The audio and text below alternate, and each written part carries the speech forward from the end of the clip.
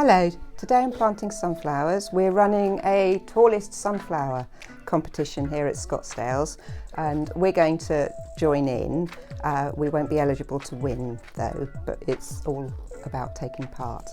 So I'm going to fill this pot with a nice bit of peat-free potting compost,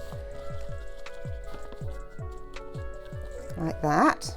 And I'm just going to press it down a little bit so there's no air gaps. And take my sunflower seeds. These are a giant sunflower. And I'm going to place one in that corner there, that corner there.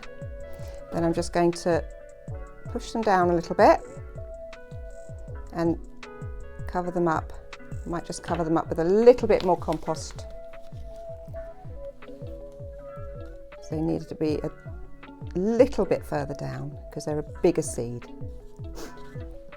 Just put the spare ones back in. Very easy.